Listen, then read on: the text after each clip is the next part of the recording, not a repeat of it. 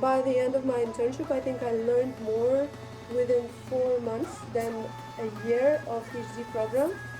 I was like, guys, will you take me back? This is Dasha. She's a Chipset Power Lead at Google, responsible for the energy architecture behind Pixel. She's an immigrant engineer who applied to over 50 internships and got rejected by almost all of them, until Google said yes. She left her PhD to build real-world impact, not just publish papers.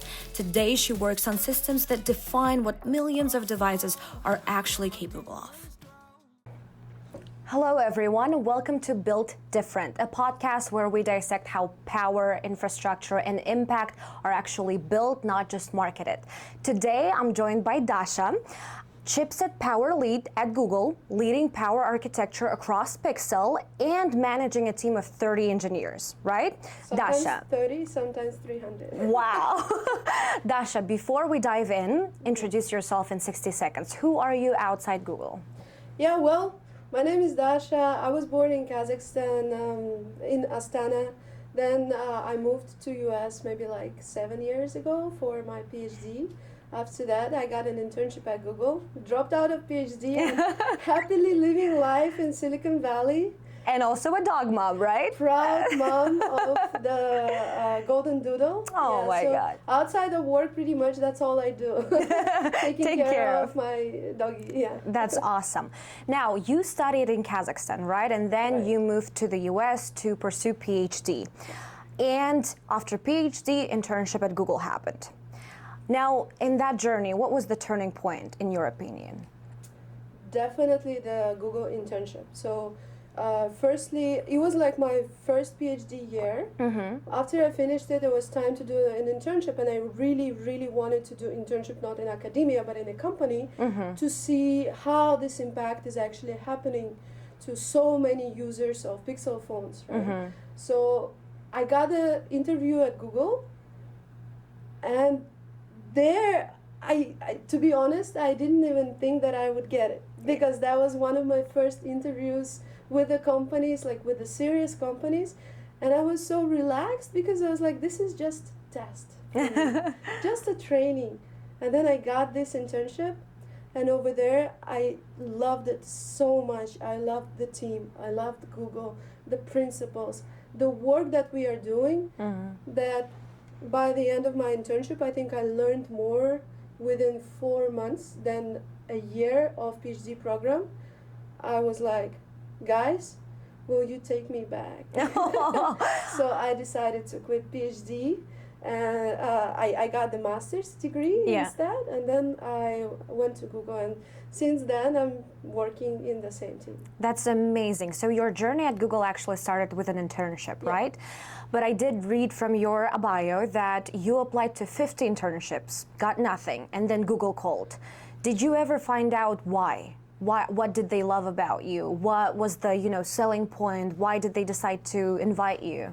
To be honest, I think it's very difficult to find an intern who is doing some work in hardware right now. And I kind of fit what they were thinking, because I already had some research papers. Yeah. It was not exactly, to be honest, it was not exactly in mobile phones. It was more like computer architecture in general. But maybe they saw that I have the ability to think through, I have the ability to develop, to find the problems and then solve these problems that I found. And maybe that was kind of the turning point, that they were like, maybe let's try her. Yeah, and they gave me a chance, and then I gave them a chance. I love that. Yeah. I love the confidence. So at what point did you decide that academia wasn't enough? What drove you? I think during the PhD year itself, I mean, of course, this is only my experience. I'm not going to judge other academias or like PhD students I was studying with, because to each their own. Yeah. But to me, I felt like, yeah, we are writing papers and publishing stuff, but where would these papers end up? Are they going to be just piling up on my desk, on somebody else's desks? What am I going to do with this? That's why I really was interested in the companies, because for example, now at Google, whatever thing I'm doing, it's not getting printed out in paper, but it's going directly into the users' phones, and the users are impacted by each and everything we're doing. And this is kind of the thing that is amazing, that draw me. So you crave exactly. real life impact, right? Not just piling up papers and researches and articles. More fast-paced and Yeah. more impact. Yeah. Great. Now, when you started at Google, what was your first 6 months like? Very interesting. Like I dived in right away. Yeah. Because before I had an internship, they were not like babysitting me. Okay. They gave me the tasks right away, and also the thing is, like, I joined during pandemic. Oh. It was pretty difficult without face-to-face conversations. It was like for every little thing you need to schedule a call. So it was a little tough, but because I already knew some people there, and I learned even from internship that I need to ask questions. If you don't ask questions, then you're gonna pretty much mess up in your work in general. And then these questions would come up just later after you waste some time. Yeah. So yeah, it was pretty tough, but I really liked it. Yeah. It was already very dynamic from the get-go. Okay, that's amazing. Now, after the internship, did you receive an offer from Google, or did you express some kind of interest and said, "Hey guys, I want to, keep on and be with you"? How did the transition from internship to an actual job offer was like? Yeah, this is an interesting story. So I was betting on it. in the beginning, when I just joined for internship, I already saw other interns. They were like, "We need to do the work so that we get hired right away."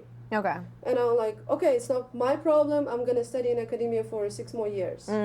So I told everybody I'm not gonna come back to the job.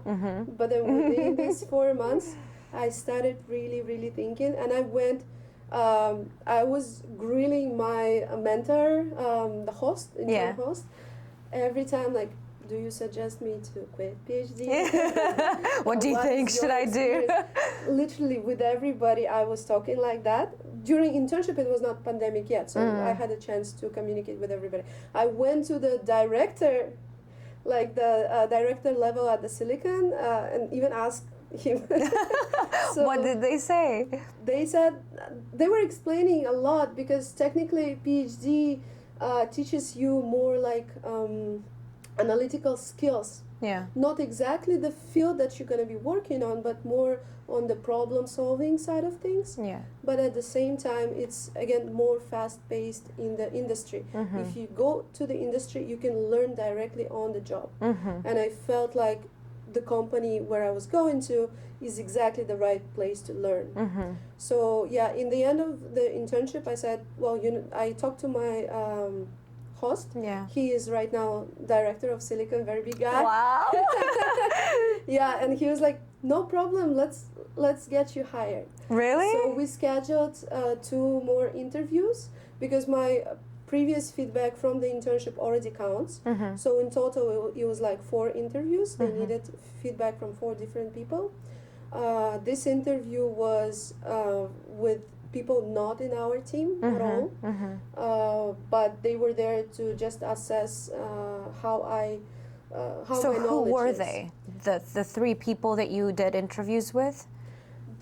For the internship 2 interviews, they were from my team. This was the host, who's the head of the Internship program? Yep. of the team that I was working to, and the other one was from the team itself. So was done already, and the next 2 was kind of random people from Silicon community. Oh, okay. Yeah. So they did not know exactly what kind of work I would be doing, but I feel like they just needed that, because people in the team already know me, and they were pretty sure they would be giving the positive feedback for me. Oh, so they wanted someone non-biased, right? Someone, yeah, who doesn't know me at all. Yeah. Yeah. Okay. So I went through that interviews, and this is the interesting part starts. Okay, let's dive in. Yeah, after I finished it, everything went well. Like I talked to my host. I said, I think it went very well. I'm gonna go for it. And then he told me, but don't betray me. Don't go to other company because I'm already relying on you. And I'm like, I'm a loyal person. And I said, of course, if I promise you this, it's going to be like that. Then pandemic hit. Everything got stalled. Many people were fired. I was in this place where I don't know whether I should drop out of PhD right now or I should continue with the work because there's the visa issue as well. If I don't work for a certain amount of time, then I need to go back to Kazakhstan. Yeah. So it was very stressful point. I was talking to my recruiter. He was like, your feedback was great. So we're hiring you. We are not having any decision yet. Oh, because So of it the got pandemic. Stuck, yeah, it got stuck somewhere. And in the end of the day, I just emailed him. I said, so it's been so long. How long did you have to wait for? It was like almost a month, Okay. which does not happen usually, especially since the interview and everything went well. Yeah.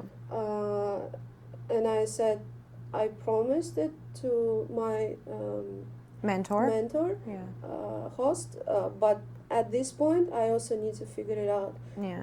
If you tell me that it's not gonna go well with Google, Yeah. I'm just gonna go and start looking for other jobs or other things to do within the academia. Yeah. And he replied to me like, to be honest, if I were you, I would start looking. No. I thought you were going to say, he said, oh my God, no, let's continue. No, he said I would start looking. Oh so my I was God. very disappointed. Yeah. But I felt like, okay, it is what it is, right? I Happens. need to do. Okay. But good thing that I called my mentor. Yeah. Because I promised him. You were that, loyal, right? yep. Yeah, I told him, this is what happened. This is the message that I got. And I guess I'm going to start looking for the other things. He was like, wait, don't do anything? Not on my watch. Yeah. He's like, don't do anything. Stay there. I'll figure it out. Let me see what we can do, what's happening. Okay. Either next day or within the same day in the evening, I'm getting an offer. Yes. Yeah. Oh my God. Turns out that they just got stuck somewhere in the bureaucracy layers. Oh. And they were not... But loyalty paid off. If you Yeah. had just started looking for other things, he would never have known that you had a loyalty problem. always pays off. Oh, I love that lesson. So, to summarize, you started an internship, you did it for 4 months, and within that time, you decided for yourself that you want to leave academia and wanted to do Google full-time, right? Yeah. And then you went through interview series, they loved you absolutely, but because of the pandemic, it got stuck for a month or so, but then you got the offer. I love it. I love it. Throughout the whole thing, it's you. You know, it's you asking questions. It's you saying, hey guys, what should I do? What can you offer me, right? What are we going to do here? And then even when they told you to look for other things, you're like, not really. I'm going to talk to my mentor. I love it. Not just in this period of time. It would be my advice to everybody throughout the whole period of their lives. Yeah, no matter what happens. Questions, Yeah. Be clear. Like, talk about your intentions so that people know what you're thinking about. Don't make assumptions. Just ask. I love it. Now we're going for Google versus Apple series of questions. All right. Now, Apple controls its full vertical stack, right? The hardware, silicon, software. Google historically didn't. But now things are changing with Pixel going full in-house, right? That's what you said it's a full in-house product. In-house on silicon. Was that just a technical evolution for Google or a strategic power move because they wanted to, grab it before it's completely lost to other people? Absolutely strategic. Without your own silicon, you cannot be in the top. You cannot be with the top dogs. Because I can explain why it's so important, right? Google is a software company. They have tons and tons of ideas what we can do with the phones, with the software. The problem is if we use the regular chip, let's say if we get it from Qualcomm, the chip that is not specifically for Pixel phone, or if we just get Apple's chip into our phones, with those amount of ideas they want to do, the features would be great, but the phone would last you like 5 minutes. Okay. Nobody wants that, right? Nobody wants to wants go that. with a huge backpack of batteries and like constantly keep charging, right? For that specific reason, we need our own hardware. And that's where I come in and my team. So we design hardware specifically for the features that we want to do. Like Pixel is very, very hard on photography. It was named the best phone in photography among like, Apple, Samsung, and other big big tech, names. Right. Yeah. Plus, right now, era of AI, we are also leading in the AI within the phones. Yeah. So we have You said that it has of features. The best AI assistants, right? Correct. Yeah. It's amazing how many things we can do now, and we needed to adjust the architecture specifically for these kind of like workloads to make it happen. Yeah. Okay. Now, why couldn't, so you guys wanted to do the phone, but with your ideas and all the things that you wanted to do, you said you didn't have the right silicone, right? The chip. Yeah, that's right. Okay, and that's why you decided to do your own thing.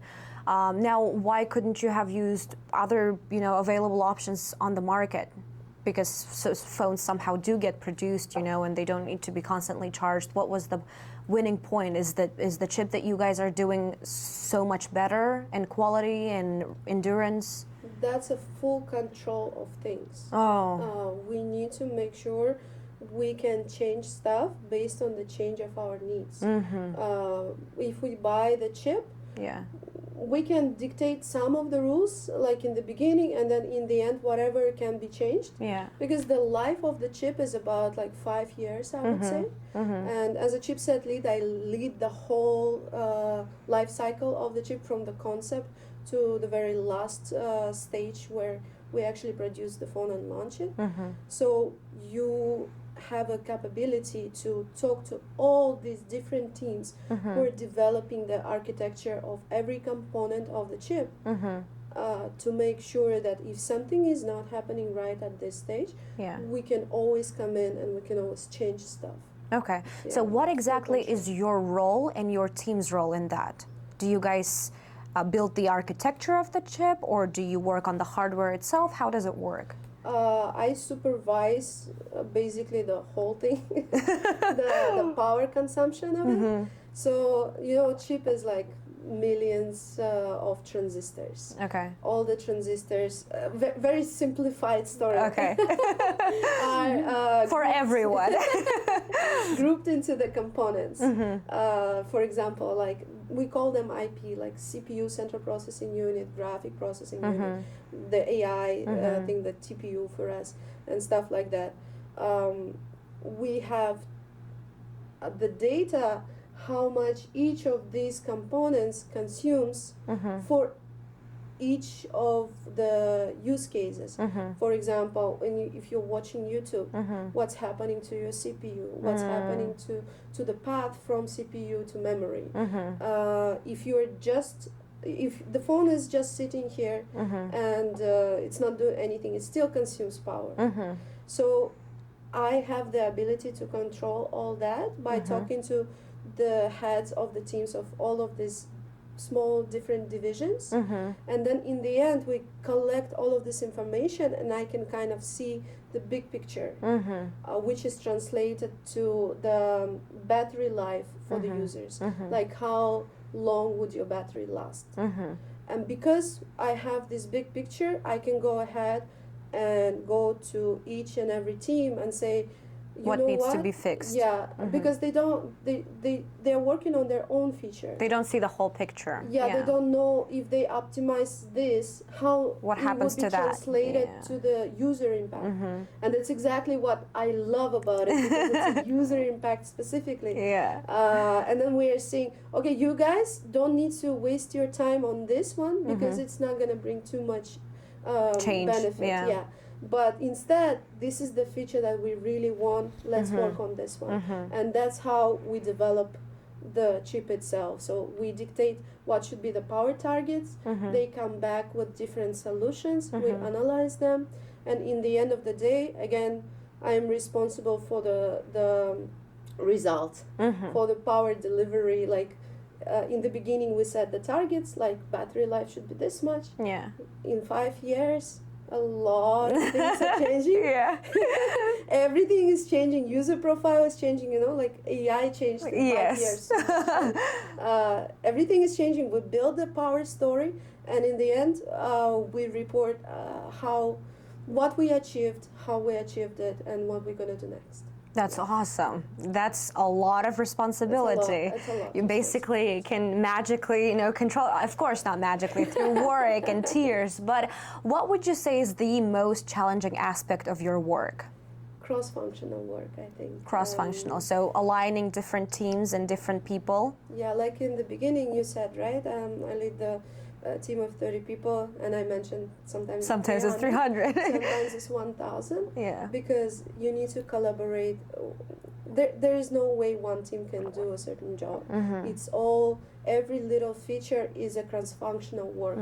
We absolutely need, for example, thermal guys to make sure that the phone doesn't overheat for certain workloads when we do that. We need low power architecture. We need software, and then we need to negotiate with the software, what would be the performance impact of our power saving feature, or vice versa. If we enhance the performance, what would be the power impact? And this is a lot of work and coordination, and to be honest, a lot of politics. So in this role right now, it's not just technical skills, it's a lot of people skills, where you need to make sure that they listen to you, that they trust your judgment, and you also need to make sure that you can trust their judgment, and then come up with the best solution for the best phone.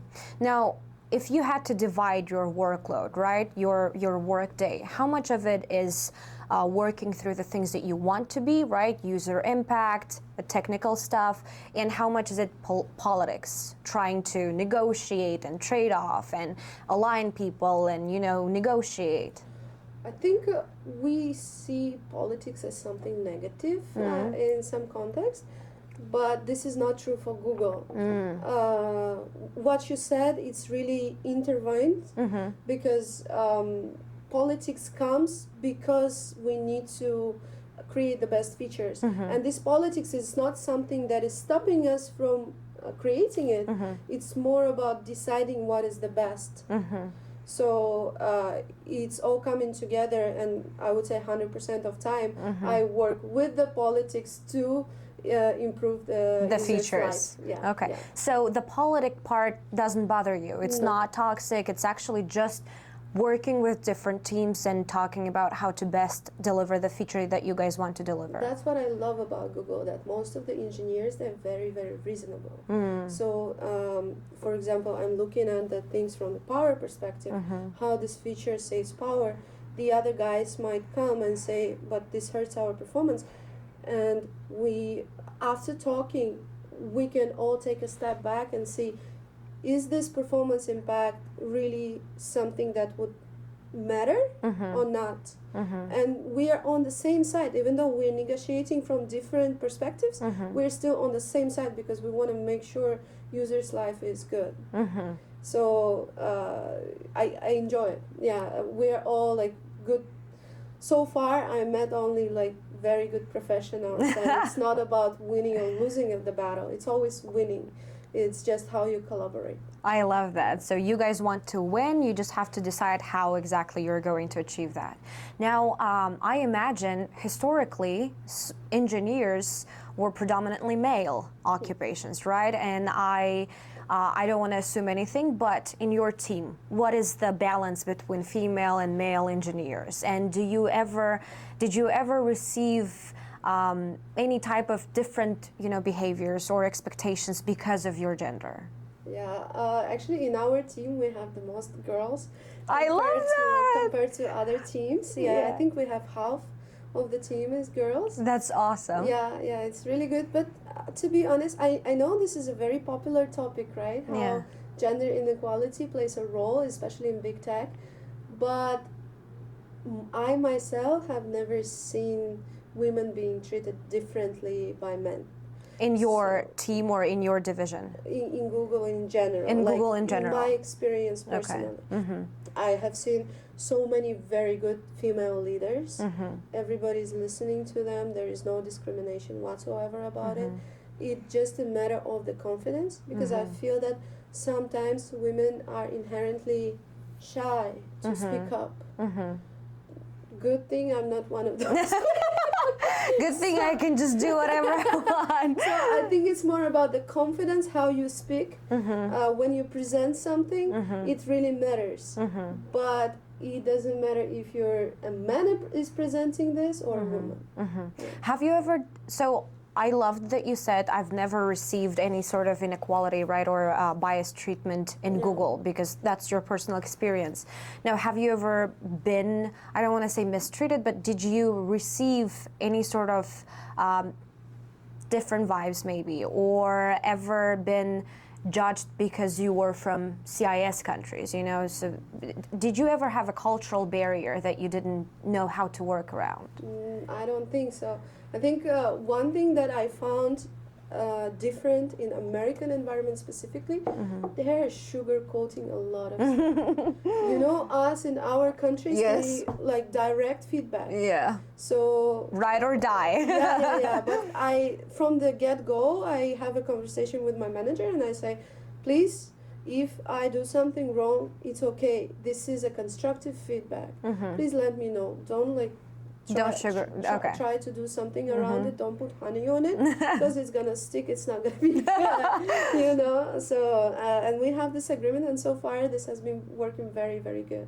That's very nice to hear, because I did talk to some of the engineers, and they said that they had difficulty adjusting because, as you said, right, in our countries it's a little bit more of a direct feedback or straightforwardness, and here, because they were straightforward or too direct, they would often get, you know, formal complaints from colleagues or whoever was surrounding them that, you know, the ethics or maybe the communication wasn't as as soft or as pleasant as they hoped. Did you ever have that? Again, coming back to the first principle that we were talking about, ask questions, clarify things, like, are you okay with this kind of feedback?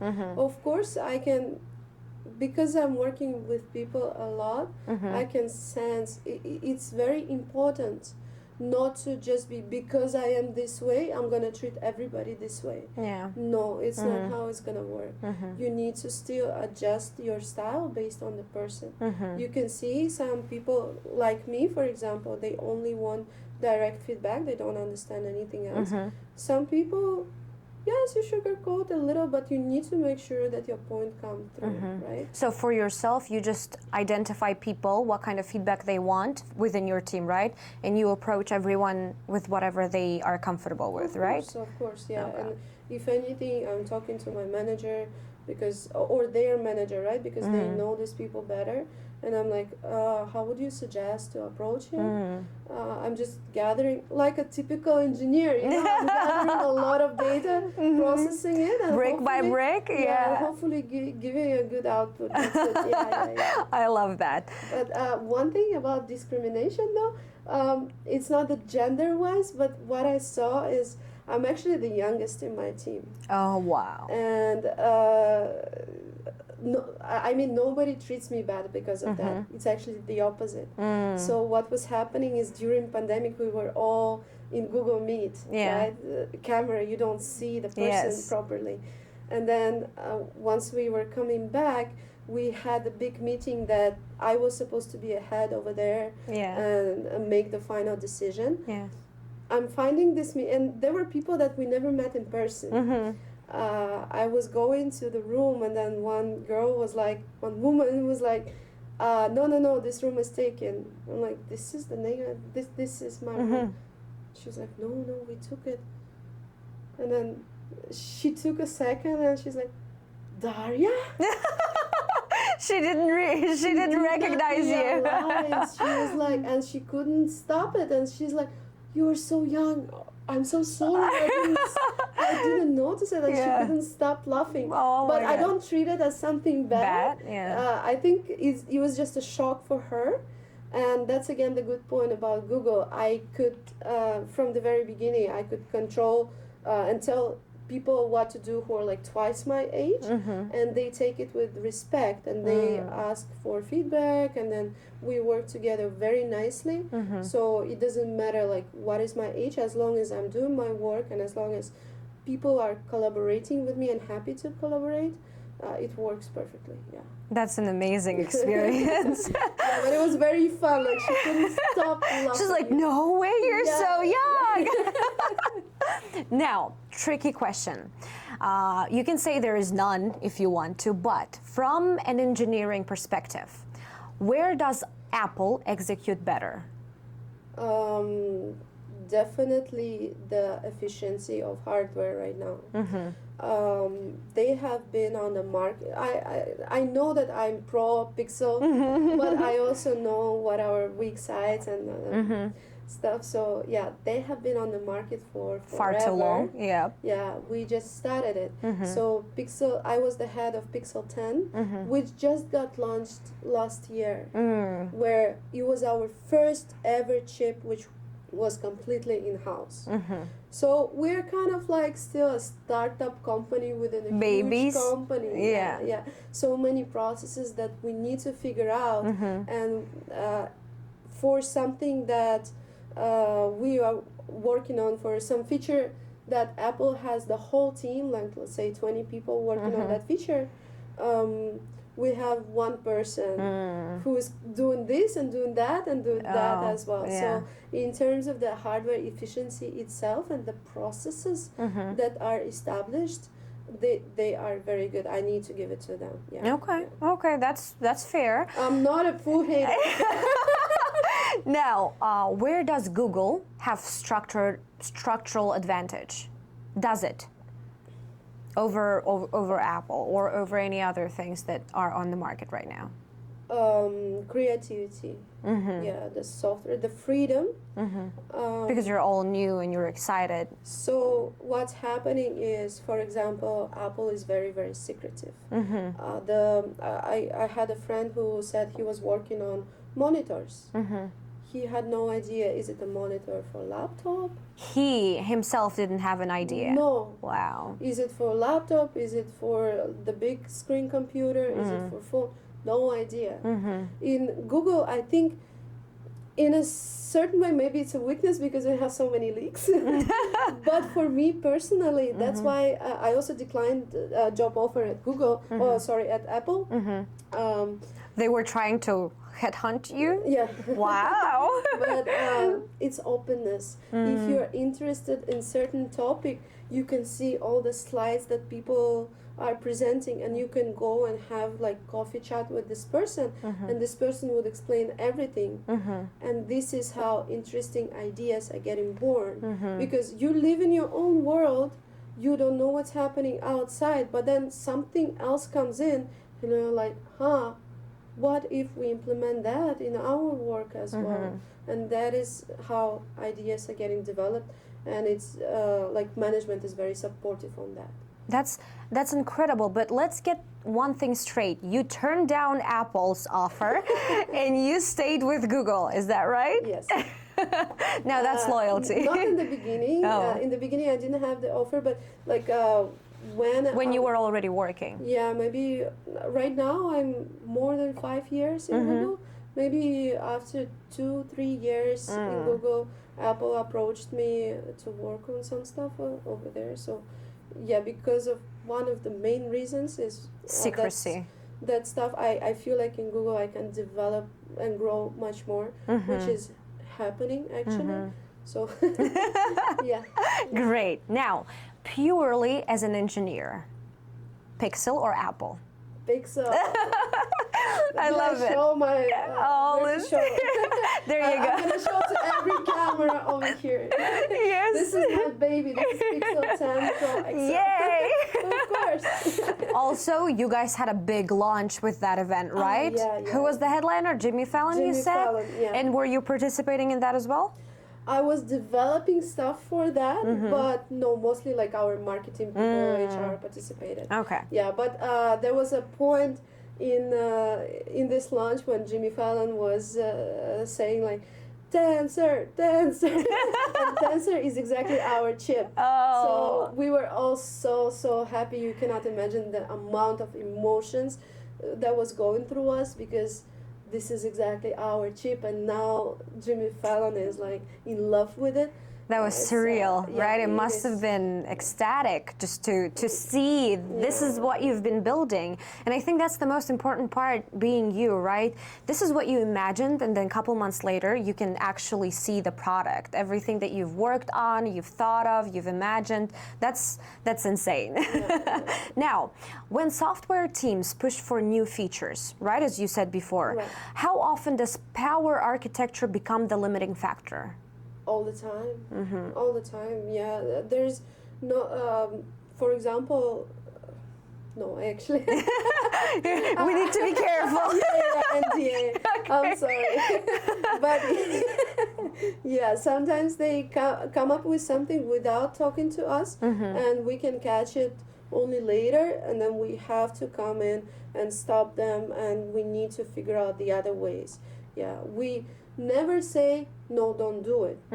We are gathering a lot of data, provide the analysis, and then together, as I mentioned before, we collaborate and we decide maybe there's another way to do that, or what is the compromise for that, or are we willing to pay this price or that price to do this? Is it worth it? So stuff like that happens all the time. Okay, that's actually what I am interested about. In a company that large, right, Google, how does a major decision actually get made? Do you have to go through thousands of people to get approved, or just as you explained, right, software team, for instance, wants something, and you guys catch it when it's already been released, and then you go and say, hey, what about compromise? Let's try this and that. So in a company that large as Google, how does a decision get made? Yeah, this thing that I mentioned, it's happening in the very beginning stages, because we are working like startup. It's a little chaotic, to be honest, right? But now, as we are developing procedures, we already know who to go to. So I would say the decision making, it's not like depth-wise. Like we're not going to the manager of the manager of the manager to get an approval. We are going breadth-wise, like width-wise, because we need to make sure if I'm doing this, who is going to be impacted. These guys, the owners of these guys. So whose approval do you need to make a final decision? The heads of the corresponding teams. And how fast does it happen? It entirely depends on the feature. If it's low effort, very fast, because we don't need to negotiate stuff. If it helps everybody, it usually is very fast. But if it takes a lot of, even if it's a good feature, it takes a lot of effort. That's where we need to come in and decide and evaluate, because our work, like, we're super busy usually. Every time something new happens, we need to squeeze it in. It's not like we have infinite amount of time to do things, right? We're also working against deadlines. So we need to prioritize and decide together whether it's worth it or not. And in some hard cases where the hard choice needs to be made, there we go to like the higher management, like director level people, so that they can decide from their side what bandwidth to assign to these tasks. So what's the longest it can take, like maximum? Maybe like half a year or something. Yeah. Wow, that long can be a decision, like process of the decision being made, right? Absolutely longest, yeah, because sometimes you, in the very beginning life of the chip, you don't have a lot of information. And the further you go, the more development you have, the more data you get about this chip. Let's say right now we don't even have hardware. What we're doing is purely based on modeling. Then only 2 years later we would get hardware. Then that's where the point we need to reevaluate our decisions and see if it's actually worth it. What was the previous estimations correct, or we have more other issues to work on. That's why it takes sometimes a long time. Yeah. How long did it take you guys to develop the chip and the phone that you presented? Yeah, around 5 years. 5 years. So practically the lifespan of your work at Google, right? Yeah. Right now I'm working, so I was the head of Pixel 10, and now I'm working on something that would be in 2029. Wow. And we can't talk about it though, right? What exactly you're working on? No. Just we'll see. It's a similar thing, right? Like we developed Pixel 10, like the next one would be Pixel in 2029. And that's scheduling for 2029. Mm-hmm. Wow. Yeah, that's how all the hardware companies work. It's a pipeline that we are working on the same thing together, just different stages of this pipeline. So, for example, the phone that is going to be produced right now, it's also been worked on before, for 4 years before, and now it's at the final stage. And this is how we kind of stack it. That's amazing. I mean, planning that far ahead, does it ever get exhausting or anxious? You know, do you ever feel the pressure to just get the things right? You strive and pressure. That's what I tell myself all the time. Like a diamond, right? Exactly. Yes, we're making diamonds here. It's worth it. Yeah. Oh, I love that. Now, an interesting question. Some managers that I talk to, and it's not Google, I'm just talking about managers in big tech companies, right? Large companies, big operations. They told me that the biggest struggle they face sometimes is that an amazing idea or a bright idea or just bright ideas die, not because they can't execute it, but because it's just not a company's priority. And so they might have amazing ideas, a lot of brilliance, right, that they want to try out, but they cannot because a company has a different priority. Do you feel like that is the case with Google ever? Like, did you ever happen to have an amazing idea or wanted to work through something, but you couldn't because it wasn't just the right time? I would probably say this is more the case for software people. For hardware, most of our ideas are just within the scope of making our hardware better. So all of the ideas gets executed. Within the scope, yeah. Of course, not all that gets executed because of, as I mentioned, like amount of effort and all this other stuff, but it's usually within the scope of the product we are doing. Okay. And now, if you had to, right, think about this, do you think, or is innovation limited by physics or a strategy? That's a good question. I think, to be honest, both. Physics is the hard limit. Yeah. That it's like a hard ceiling that you cannot break. But with this right strategy, you can find so many ways around it. Very nerdy example is the, I don't know if people would understand, but okay, there's like technology nodes. The size of the transistors is getting smaller and smaller every year.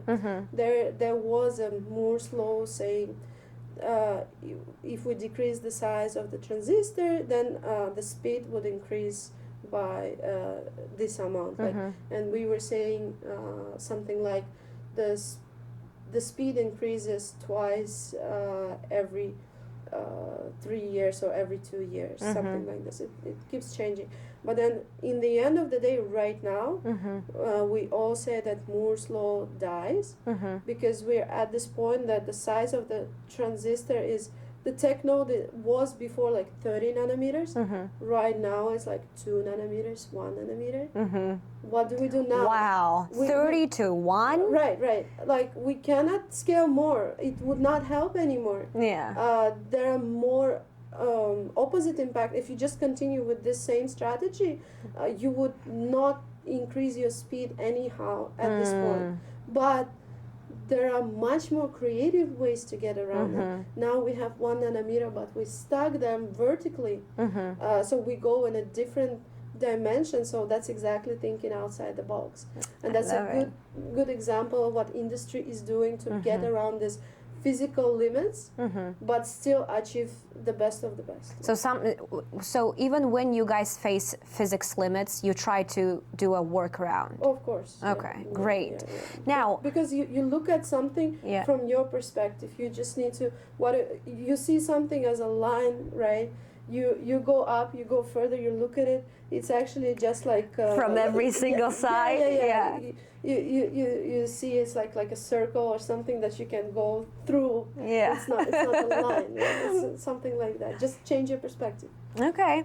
Now, an interesting question, possibly also about strategy or politics, but how in a company that big, how important is visibility? Is doing good work enough, or do you have to be able to show it and constantly, go to your manager and be like, hey, this is what I'm doing, this is where I'm at, this is how incredible we're getting?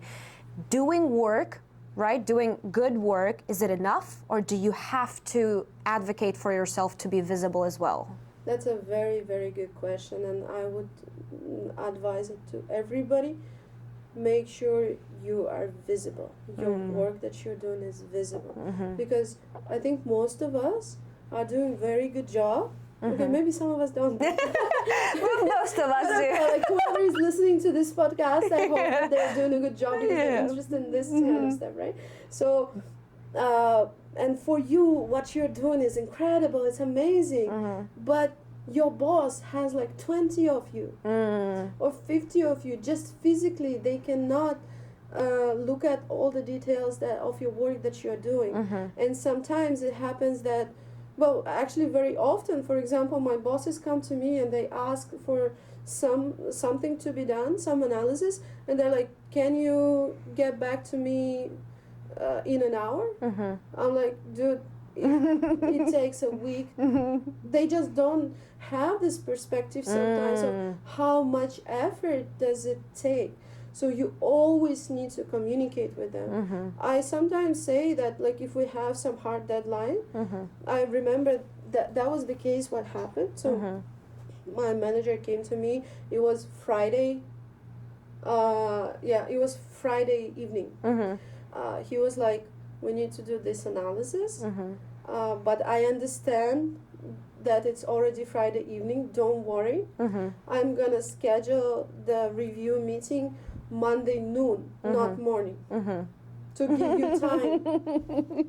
And I'm like, thank you. That makes a difference. That makes so much difference. You're so generous, right? And that's not because he's hard on me. That's just because he didn't have enough understanding of how much effort it takes. So I communicated it to him. So how do you say that? How do you say, dude, that's not possible? That's exactly how I say it. I am direct with my boss. You're like, no, I'm not doing that. I love it. No, I did it. But it took me the weekend. Oh, so do you make sure to tell them, hey, I've worked through the weekends? Yeah, exactly. Okay. So I was like, I'm sure they would take me to work on the weekends, but I understand your position. You're also like, you need to close this. I'm also working for the same company as you are with the same goals. So I will do it. I know it's important. But just, I would You have to know that I'm doing extra mile. The weekends. And you know what happened? Like in the morning, when we're meeting like on Monday, firstly in the morning, I give him the results and I said I worked the whole weekend on that, and he's like, thank you so much, I'm so sorry. And then we have a meeting with the bosses, they're big bosses, and then my manager stands up and he's like, this is Daria. She had to work her whole weekend. Oh, that's amazing. This presentation, so please pay listen attention to it carefully. Yeah. Wow. And this is how it pays off. If I didn't tell him, nothing would happen, right? He would think that I spent like 1 hour on this. No, honestly, you see how people hog the credit, say, hey, I prepped this had no, this was a no problem thing, but your manager actually lifts you up all the time. Yes. That's incredible. Now, do you think that's the key to you getting promoted? Absolutely. And how many times were you promoted, and how did it happen? I would need to draw the line here. It's not just about saying how good work you're doing. Yeah. You actually need to do good work. You also have to do the quality. Otherwise, people would misunderstand me and like say that I'm just saying, oh, go dance around your manager all the time. No. Yeah. You need to make sure managers are not dumb people. They understand. you need to make sure you do enough impact, but also you need to make sure that all of your managers know how much you're doing, so they value you. That happened with one of my coworkers, amazing guy. He helped me to do the correlation work for the power for Pixel 10. He is like the most hardworking guy I know. But when he was doing something, like he didn't put his name or anything, like people just got used to him doing all the work. And then when it came to promotion, the first cycle he didn't get promoted. The other person got promoted because she had more visibility. More people were looking at the work that she was doing, even though it was less work. So that's why it's super important. But she was putting it out there all the time, saying, this is me, this is what I did. It kind of happened naturally because more people cross-functionally was involved in her work than in his work. But yeah, that's how she got more visibility practically. So when promotion happens, people are voting who to give the promotion. We have limited amount of places, so that's why she got it instead of him. But what we did, we came together with other managers, like his manager, my manager. I was explaining to everybody, like, okay, again, let me be clear. This guy is amazing. He needs to get he's doing this, and that. If you didn't understand that before, now please understand. So we tried to nominate him for the next promotion cycle. Through this, I made sure that every time I share some of his data, and that was like very often, I would give the credit. Yeah, give the credit. We decided that he would every week provide weekly updates on the work that he's doing. It is a little bit. So were you his manager? No. No, you just wanted to help? He worked for me, kinda. Again, it's not. I'm not a direct manager. It's a separate team who is working for me. But I mean, I value this kind of people. They're amazing and they deserve credit. That's why I'm there to help them with anything that I could. And I could help them. Like, we increased his visibility. Next cycle, he got the promotion. That's incredible. It was like, I was more happier for him than I was for me. And were you, how many times were you promoted? Twice. And every time, was it because you said that you deserve more, or did they just recognize because you were visible enough? I think both. But I'm not waiting for them to tell me how about promotion. If promotion cycle is coming, I'm just asking, like, what do you think? Am I ready or not? For example, the last promotion that I was doing, we haven't launched the phone yet. We were kind of in the mid stage. So I came to my manager and I said, what do you think? And this question is also okay. I think I was a little shy to ask that, but I knew that it's needed to be asked. Again, visibility, clarity. And I what said, question did you ask? What do you think? Can I be promoted next cycle? Yeah. And it's not like, I want to be promoted, please promote me. No. It's like, what is your opinion? Because he knows better. He also has more visibility towards what other people are doing apart from me. Right? So he actually suggested to wait a little because he thought that it would be much stronger case after we launched the phone. And was he right? Yes. Yes. Yeah. And that's good. I got his opinion. I agreed with him. I was not disappointed because I believed what he said, and that's what happened. Yes, I think my manager and then other people, other managers came to me to congratulate me, and they said there was absolutely no discussion whether to within the cabinet of directors. Yeah, no debate. They didn't even discuss it. Like, they were like, we vote yes. Voting for Daria. Everybody just said yes, and that went through. That's incredible. That is very impressive. And again, you are the youngest person on your team, right? Yeah. They all have like kids and everything, and I have just my golden doodle. Which is also a kid, so exactly. Now, from the outside, Google looks like prestige, perks, and scale, and elite society, elite community. From the inside, what's the reality most people don't see? Is there one? It's prestige, perks, and scale, and elite society. It's exactly it is, right? I wouldn't say that we're separating ourselves. That's never happening. I think we have the term Googliness. This is something that attracted me to Google a lot from the very beginning. It's about being kind to each other, being open, and helping each other. So, for example, when you just join the work, the first kind of meetings, the overall meetings with everybody who joined, for example, Apple was showing like the cool new iPhone that they developed. Yeah. It was super cool and extra.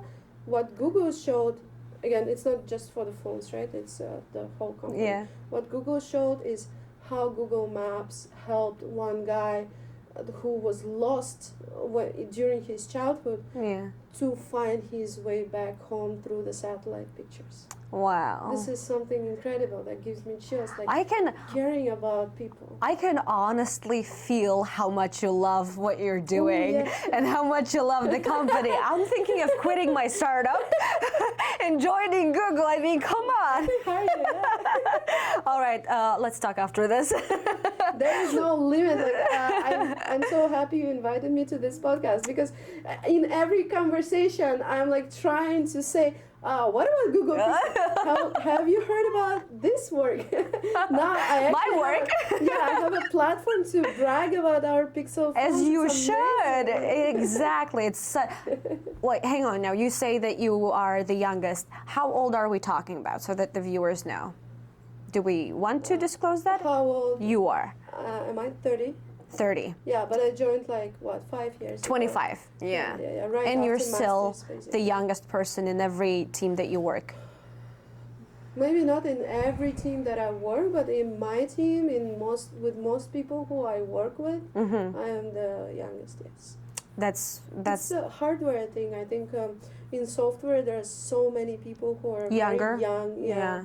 Like lots of energy and everything. Yeah. They don't even need to go right now to do bachelors.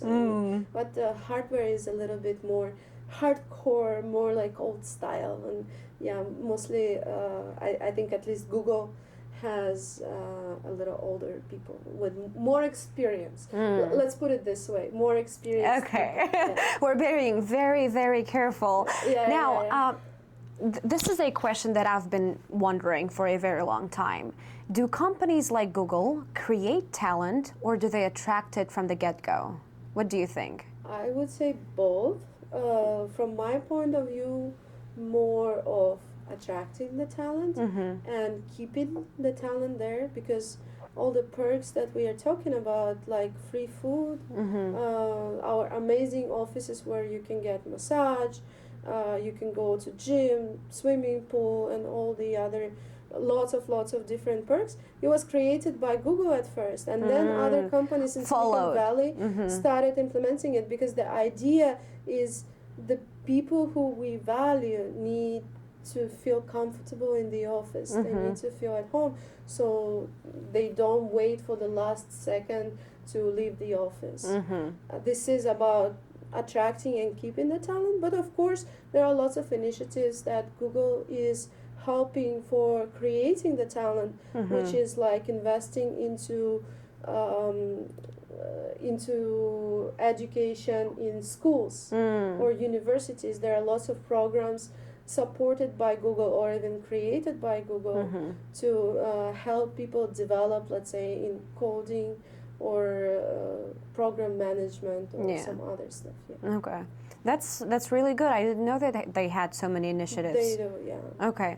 Now, about the talent, right? When we talk about companies like that, big tech companies, we wonder what kind of impact they're having on the world, right, that we're living in currently. So what do you think is the best thing that Google has done for the world? Well, it's Google. Exactly. stuff, right? Yeah. I mean, that's a whole verb now. Yes, exactly. Yeah, I mean the connectivity that it brings to people, the functionality, right? But if we're talking about the awareness of Google's footprint, for example, I am thinking from the phone's perspective, we are producing our materials of almost 100% recyclable. So all of our boxes would come like as a biodegradable materials. Yeah. So Google also cares about the green economy, right? Yeah, I think at this time, like if you're a big company, you need to care. Some companies show that they care, but they don't. I think and I hope that Google truly cares. That's why we spend a little bit more buck on that than just like harming the environment instead. Yeah. Now, every other engineer I talk to, and that's not only Google, but any other big tech engineer, is either ecstatic and happy or completely burned out. Like completely devastated, depressed, anxious, and can't wait to just quit because they tend to work a lot to retire early, right? So there is a narrative that big tech companies has become increasingly toxic. That's burnout, performance pressure, constant urgency, FOMO. From the inside, is it really like that? Do you ever meet people who are burnt out? Or has it changed? Or did you see that in the past and now it's a lot better? Does Google ever create any sort of mental support for people who work there? Regarding mental support, yes, we have the services on site. All the mental help is for free. Like you can go to psychologist, no charge whatsoever. Yeah. And psychologists actually cost are super a lot, expensive. Yeah. In terms of burnout, it's definitely possible. If you are at that stage that you are just like you said, just can't wait for it to be over. Yeah. Just finish it. It's not worth just it. leave. Yeah. It's not worth it because the work in big tech, it's like how I feel it because I'm so like my next phone would be only in 5 years. Right? I need to plan ahead. Yeah. And I would treat it as a marathon, not a sprint. Because yes, there are some periods where you work a lot. It's like your peak performance stuff, but then you also need to make sure you take days off. And this is something I've been struggling as well. Like sometimes I don't have very good work-life balance, especially with the previous phone, because everything was super new for us. Like with this Pixel 10, Yeah. it was a lot of work. Like I couldn't just step out and say, I'm gonna go have fun with my friends. I'm gonna go rest now. You guys just deal with it. Yeah, unfortunately, but I needed that. I knew that it needed to happen. But in the end of the day, I told to my manager, okay, this was super stressful. Again, I communicated. He knows, I'm sure. He said it was the hardest project in his life. But then I just went to Hawaii for like a week or so. I need to make sure that after this period of work that is sometimes necessary, you have a good rest. No, I completely agree. I don't think that work-life balance is possible, to be honest. At some point of your life, you have to work harder because, just the momentum, the things are happening, the deadlines are happening. And at some point, you're going to rest a little bit more than you work. And I think that's what balances it out in the end, eventually. But the question I have is, in your opinion, as a Google engineer, do you think that a burnout, right, engineers burning out or whatever, any person, any employee, is it a system flaw? Is it a cultural flaw? Or is it just the ambition of the person who cannot manage work-life balance? Everything together, but I might say it's more of the system kind of thing, because once system drags you in something like that, especially, I was also talking to my friends, we were discussing how Bay Area is such a fast-paced environment. It is. Everything is happening right away, here. And you're constantly having FOMO, you're afraid of missing out. Exactly. Whereas like in some other areas, for example in Europe, it's more like chill, let's relax. We don't even have to go that far. I lived in Irvine before I moved to San Francisco. It was just relaxing and chilling. Here, I feel like I am in the midst of the most progressive, right, things happening, projects, companies, AI tech, and still I feel like I'm missing out. I feel like I am not caught up, or I'm not super up to date of everything that's happening, because I mean, the claw thing happened, the entire market tanked by $300 billion, and already new things are happening. And it's just, when you are so overwhelmed, right, and so overstimulated, how do you stay in touch with the current events? What is your strategy to stay up to date to everything that's happening? You need to, first of all, you need to accept you would never be able to be caught up with everything. Okay. As you said, every day something new is happening. You need to focus your energy on something that really matters to you. For example, right now I am configuring my Gemini. This is our Google AI powerful tool. Right? I love Gemini, by the way. Every day to give me a summary, and I provide like very elaborate prompts, but basically give me a summary of what's happening in the phone world specifically. So you just ask your Gemini to update you. What are the news about the competitors? What are the new releases? What are the new things that that users are noticing or like testing and stuff like that? That's really smart. That's where I want to be caught up. And every day it gives me a summary the way I want to, or something like overall world news. I don't want to go into the spiral of it. I want just general picture so that I can know some stuff, what I'm talking about, what's going on in the world. Yeah. But digging into all the details of everything, it's impossible. And of course, the other portion of it, you need to make sure you give your brain some rest. So when the work gets very overwhelming, I'm just saying, guys, I'm blocking like 2 hours of my time in the morning. I'm going for a hike. Okay, that's how you maintain it. Definitely, yeah. You need some place to recharge because the energy is getting drained from you. Again, nerd talk, right? The energy doesn't disappear or doesn't appear from nothing. It's always kind of being recycled, right? Go from one stage, one form to another. If you drained your energy to your work, you need to get it from somewhere. So you have to exercise, right? You have to be physically active.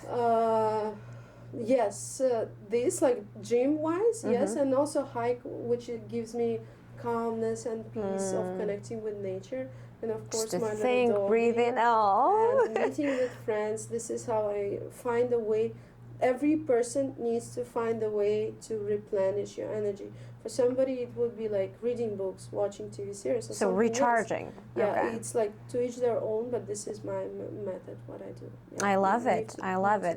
It's important to stay relaxed and recharged, I think, but sometimes it just gets too noisy, too crowded, and you forget about it. Now, I believe that a lot of the people who will be watching this, and I hope that there will be a lot of people, but they will have one question, like one of the most important questions in their mind. How do I work in Google? How can I make it happen? So what would you say right now if there was, for instance, a 19-year-old girl in Kazakhstan dreaming about working in big tech? What does she have to do, or he maybe, right, to be you, for instance, or to make it to the big tech dream? Yeah, first of all, you should know that it's possible. We were talking about the physics and limits of it. Yeah. Even in devices, even in tech stuff, we could find a way around it. So if you are in Kazakhstan thinking that being ahead of something at Google is absolutely impossible, that's just your point of view right now. So along your way, and this is how I did it myself, grab every opportunity. This is so cliche, like you miss 100% of shots you didn't take, right? But this is so true. Grab the opportunities. You never know what can actually work out for you. Or even if it doesn't work out, it's an experience. So get these opportunities. You need to try to understand where you're going, like in 5 years where you want to be, so that you can kind of structure your work around it. Maybe find, if it's software, for example, you find some certificates that you can grab, some conferences you can take part of, and like anything, just be on lookout. Whatever it comes, please don't be afraid and try to participate. If my example, right? I never ever believed that I would even work at Google as an intern. Yeah. I just took this opportunity. I was in Kazakhstan. I had the interviews at like 2 a.m., 1 a.m. Oh. Yeah, I love it. Yeah, and here I am sitting here happy with some gray hair, but no, you look phenomenal. So just to make it clear, you started your internship at 25 or 24? No, right. I started it like 7 years ago. 7 years ago, the internship part. Yeah. So 23, right? No? Right now it's 2026, right? Oh, you mean okay, so you started internship at 2022? So, okay, let's do the 2026, I work in a company, let's say, for 5 years, right? 2021, and 2 years before I officially joined, I was in internship. No, I So meant your 2019. age, when you were 25. It's okay. So how old were That's you? exactly why good explanations matter, Exactly. right? Like, How old were you when you started an internship at Google? 23, 23. Okay. Now, if you 22, 23, something. all right. Now, we said that, grab every opportunity that's available, learn, get certificates, get coaching, whatever.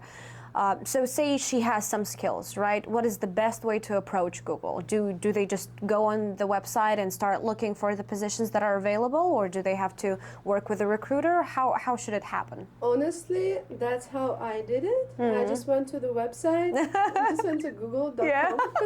Internships. Yeah, exactly, and that's how I did it. But this is not the most efficient method. What I would recommend is, first of all, you can get the referral. You can contact me, it's okay. Depends like how many people are. Everyone's referring now. Let's try first. I would be generous, 20 people. And I would be able to refer. That already gives a little bit more visibility because Google trusts their employees. So yeah, and the other thing is a little bit more active. If you think that if you found some specific roles within Google, go to LinkedIn. Find the hiring managers or find people who work in this similar team. And how do they locate the hiring manager? The listing will say who's hiring? Like what team is hiring, for example, and you can just do your search in LinkedIn. I don't know exactly how this is happening, but some of my friends were able to find exactly the hiring manager. Or you can ask recruiter who's the hiring manager, right? So, and then you go to their profiles and you text them, and you just say, hey, this is me. Quick introduction about yourself, what you're doing. Apart from the fact that you're a dog mom, please tell what you're doing in your job, kind of thing. Yeah, your professional thing. Yeah. All the dogs are very important. And then say, I'm very interested in your team and see how it works. Even if this person is not the hiring manager, but just like within that team profile that you're looking for. Yeah. And you can say, how about we can go for a quick chat? Let's do a coffee chat. So it's very, very popular, especially in Bay Area. You just invite people for coffee chat, and of course, if you're here and they're here as well, you can just meet in the cafeteria. But if you're in Kazakhstan, for example, it can totally happen online. So just quick 30-minute coffee chat never hurt anybody. And I think lots of people are afraid to Definitely. even approach, right? Yeah. And ask, but think of it it this way. What are you losing? This Exactly. person- What's the worst thing that can happen? They They would just say no. don't reply. Yeah. Yeah. It's not the end of the world. they didn't know you before, they would not know you anyways Yeah. if you don't do it. Yeah. Yeah. So just approach, and lots of people are actually very good with replying to this kind of stuff, and you never know again where these conversations would lead. Maybe this person is not hiring now, but later they would remember you. Okay. Stuff like that. Yeah. That It's really makes connections. sense. It's a lot about networking. And All right. Now, one of the final questions that I am personally also interested in: does pedigree still matter at Google? Where you went to school? You know, if you're Ivy League alumni, or I don't know if you've worked at Amazon.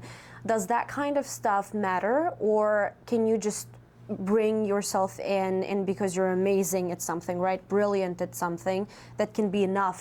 For instance, you don't have a degree, right? But you're an amazing software engineer or hardware engineer. Would that be enough, or would they still need to have some sort of a degree or accomplishment? yeah, that's what I was asking when I was grilling people about whether to drop out of PhD or not. And many people were like, I asked, does it matter to be a PhD at Google? And they're like, well, only for you. While you're working on something, you can call yourself doctor. So no, it doesn't matter where you come from, what college you've been to before. Like, it only matters what you can do. Because technically, yes, good colleges provide very good knowledge. So that already gives you a step up. But for example, I'm from Nazarbayev University.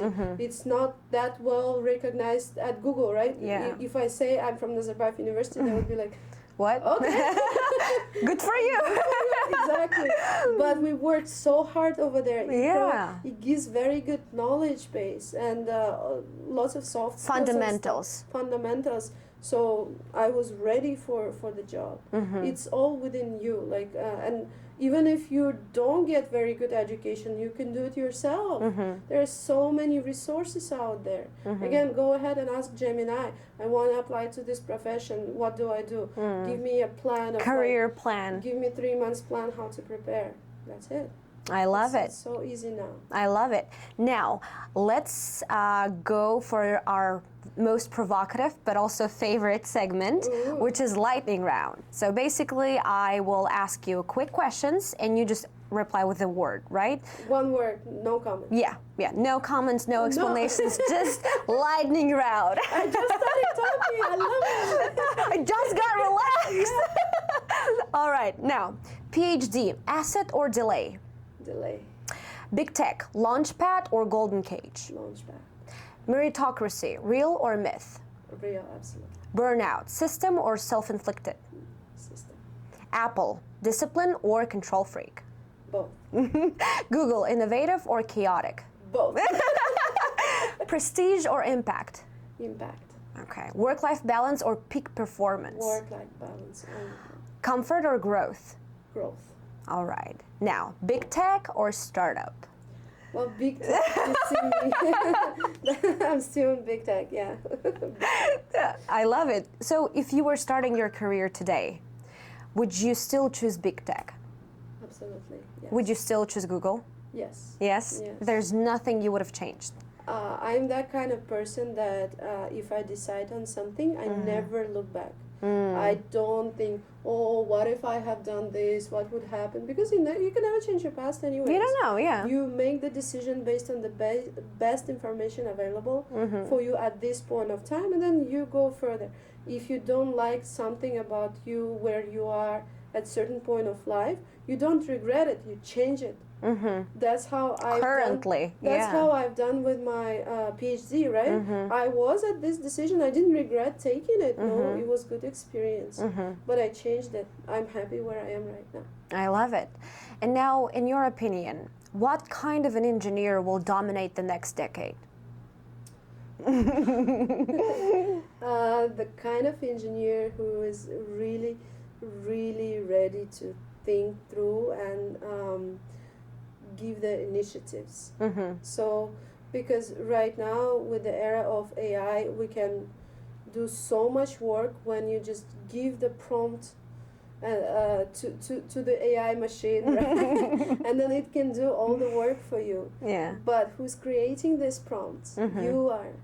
So you need to be a thinker and problem solver and problem founder. You need to make sure that you know if something is not working right, what is the problem of this, how you can solve it, and then you can utilize all the tools available to you. So you have to analyze, research, you be a sharp thinker.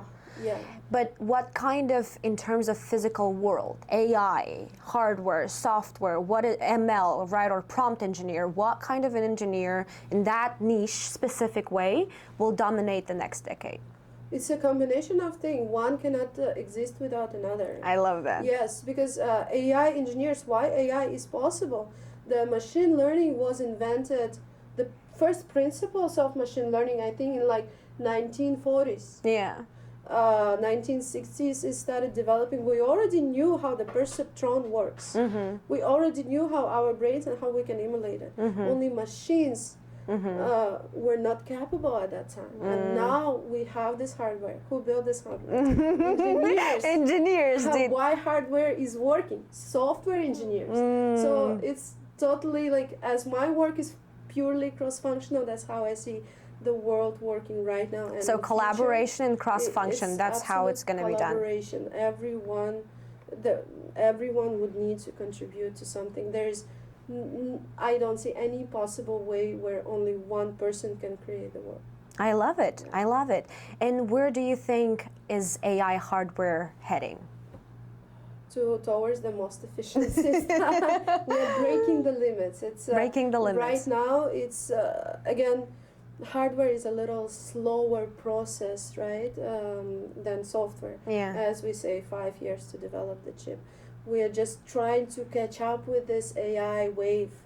So right now, we are trying to make sure we enable the software thing, but in the future, I really hope that software is also very cautious of how they use the hardware.